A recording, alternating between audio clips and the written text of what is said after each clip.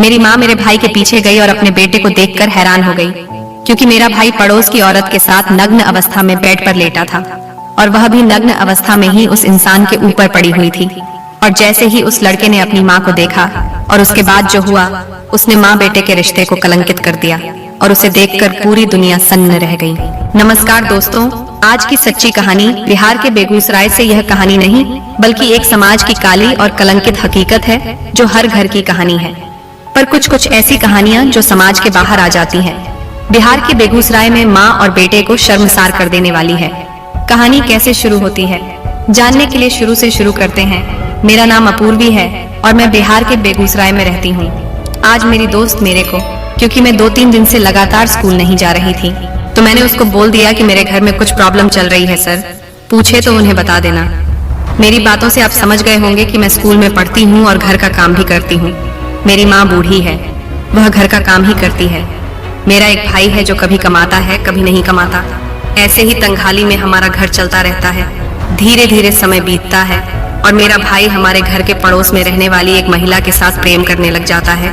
धीरे धीरे प्रेम, यूं कहे तो अवैध रिश्ता गहरा होने लगता है। धीरे धीरे पूरे गांव को यह भनक लग जाती है, क्योंकि कहते हैं ना कि जहां आग लगती है वहां धुआं भी उठता है, और जहां धुआं उठता है वहां लोगों को यह भी पता लग जाता है कि आग यहाँ पर लगी हुई है। मेरा भाई विवेक हमारे पड़ोस की महिला से प्रेम संबंध में हमारे पिताजी को इस बात की पूरी तरह से जानते हैं और वह मेरे भाई को सपोर्ट कर रहे थे।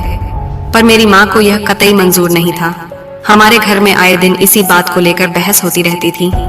मेरी माँ मेरे भाई को यही कहती थी कि तू दूसरी जगह शादी कर ले, ये जगह तेरे लिए सही नहीं है। मेरे भाई से जब भी इस बारे में बात करते तो वह या तो गुस्सा हो जाता या घर से बाहर चला जाता है। एक दिन वह उस पड़ोस की महिला से मिलकर आ रहा था। तब मेरी माँ ने मेरे भाई को बोला कि यह जो तू कर रहा है यह सही नहीं है, तो उसने कुछ बोला नहीं और घर में चला गया। हमारे पिताजी उसे समझाने की बजाय पड़ोस की उस महिला से संबंध बनाने के लिए बहुत खुश होते थे। एक दिन का समय था और मेरी माँ पड़ोस में मेरे भाई के पीछे चली गई और वहां जाकर देखा तो सच्चाई देखकर दंग रह गई, क्योंकि मेरा भाई उस महिला के साथ लगा हुआ था।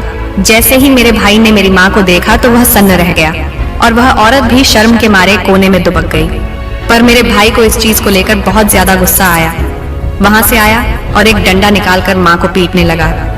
माँ के बीच बचाव में मैं आई तो उसने मुझे भी पीट दिया।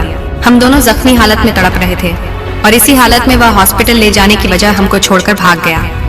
गांव के ग्रामीण हमें हॉस्पिटल में लेकर गए, हमारी मरहम पट्टी करवाई और हम जैसे ही कुछ स्वस्थ हुए, मेरी माँ चकिया थाने पहुंची और मैंने मेरे भाई और मेरे पिता के खिलाफ रिपोर्ट दर्ज करवाई।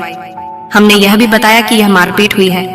उससे 3 दिन पहले पड़ोस की महिला का पति और देवर हमें रात में आकर पीट कर चला गया था, और पड़ोसी की महिला और उसके परिजन मेरे भाई विवेक पर हमें पीटने का भी दबाव बना रहे थे।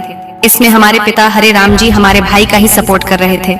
मेरी माँ और मैंने पुलिस में मेरे भाई और मेरे पिता के खिलाफ शिकायत दर्ज करवाई है।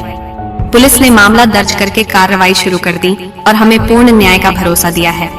तो यह थी हमारी आज की कहानी। अवैध हमेशा अवैध ही होता।